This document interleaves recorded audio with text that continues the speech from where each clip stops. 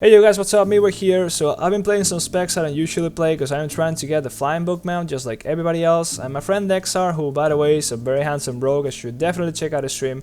He saw me struggling a little bit and he recommended me to go and get this trinket, the Ravaged Seed Pod. So this trinket is very powerful. As you can see, this is the overall DPS for the cruel encounter, the entire encounter, and it is my top damage. So it is really strong whenever there's a lot of mobs you have to clip down. And the way you get this trinket is by killing the first boss in the raid, the Emerald Nightmare, the first raid in the Legion expansion. So it is really easy to kill because everybody who's like level 60 can do it easily. And you have 3 chances a week to actually loot these trinkets because you can actually kill it in normal, heroic and mythic all the same week. And have 3 separate chances of getting it. You just gotta make sure you are actually able to loot it. Not every class has a spec that can loot it, and not every spec can loot it as well. So if you're one of those, you could get a friend to come and help you, and they can try and loot the trinket for you, and then if it drops, they can just trade it to you. Because it is a haste trinket, so everybody should be able to use it, no problem. The on-use effect doesn't matter if you're a strength, agility, or intellect user. So here's a little breakdown of how this trinket works. It's actually already item level 50, so it's basically just as it's going to be within the Mage Tower. And we just go into these 3 dummies and we pop the pot here, and you can see it spawns a green zone. And as we pop wings and pop Seraphine, those damage modifiers are gonna be applying to the ticking damage from the trinket. And there we go, we see the damage breakdown. A single cast of it on 3 targets did almost 8k damage. That is the same damage that you can expect within the Mage Tower as well.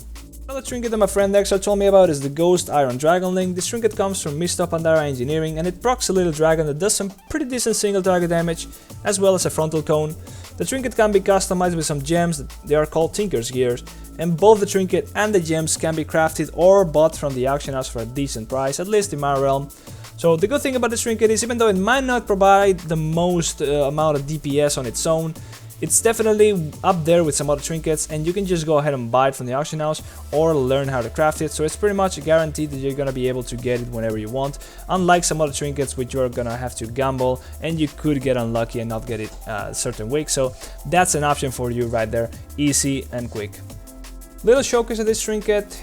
These being a proc based trinket, we cannot control when we spawn the dragon, but as we first engage in combat, we are pretty much guaranteed to get a proc, and there he is, the little dragon spawned. He is doing his thing, doing some single target damage, as well as using his frontal cleave that looks like a chain lightning. He will use that frontal cleave twice per time that he spawns. So there you go, the more targets you hit with the frontal cleave, the more damage of course. There's gonna be a target cap, but I don't know how much that is. And yeah, he will scale down a little bit because the trinket is item level 54, so it will go down by 4 item levels to 54 inside the Mage Tower. And that's the damage breakdown. He did about 3k with single target and about 2k with the frontal cleave, of course that being 1k per cast. And you can scale that up with however many targets the frontal cleave actually manages to hit. So we're now just gonna try and get another proc of the trinket to see how often does it proc in practice, but that's obviously going to be RNG. The proc rate, you can find that out in third-party websites, probably Wowhead, I'm not sure. But yeah, that's pretty much it. The trinket actually, it is not that massive in itself, but it's definitely noticeable, and of course, on top of that, you can customize your stats to whatever you want to.